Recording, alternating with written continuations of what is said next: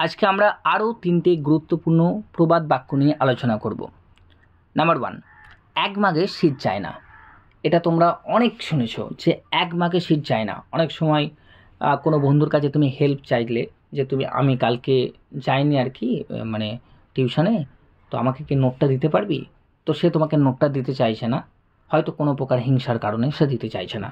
তাই তুমি তাকে এইভাবে বলতে পারো যে দেখ, এক মাঘে শীত চায় না, মানে আমারও সময় আসবে, শীতকাল কিন্তু আবার আসবে, শুধু এই মাঘ মাসেই শীত থাকবে এটা নয়, আবার আসবে সেটা। এটাই বোঝাতে চেয়েছে। তো এটাকে আমরা ইংরেজিতে এভাবে বলতে পারি, one swallow does not make a summer.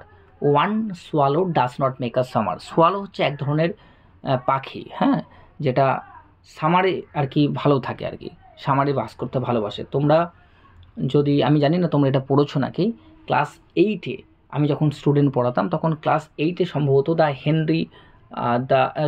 Happy Prince বলে একটা নাটক ছিল, সেখানে সোয়ালোর কথা ছিল, সেটা পড়লে তোমরা ভালো করে বুঝতে পারবে। তাই বলছি one swallow does not make a summer, এক মাঘে শীত যায় না, মনে রাখো তোমরা এটা।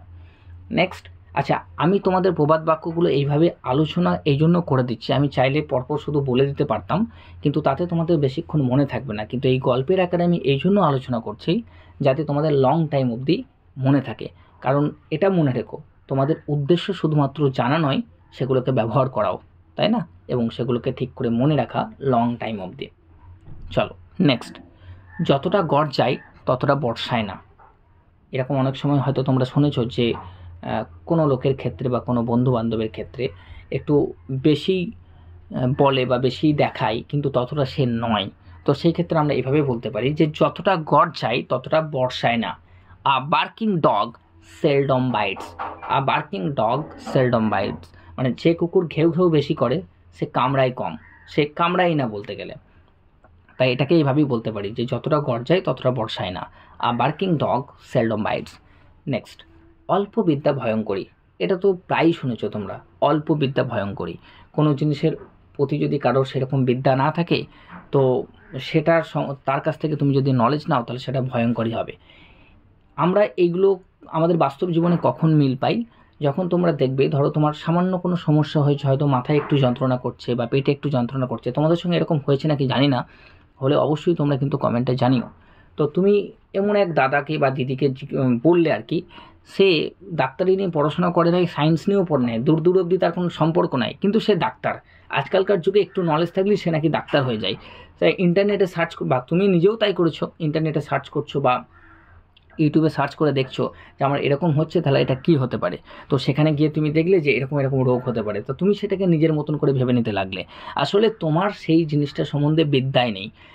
মাথায় যন্ত্রণা করছে মানে এই নয় যে তোমার মাথায় বিশাল সমস্যা হয়ে গেছে, এটা সামান্য গ্যাসের কারণেও হতে পারে। তা তুমি সেই সব কিছু না জেনে বড়টা আগে ভেবে নিলে। তাই অল্প বিদ্যা নিয়ে কখনো বড়াই করা উচিত নয়। কোনো জিনিসের সম্বন্ধে তোমার যদি নলেজ না থাকে, সামান্য নলেজ নিয়ে সেটার কনক্লুশনে আসা কখনোই উচিত নয়। ক্লিয়ার?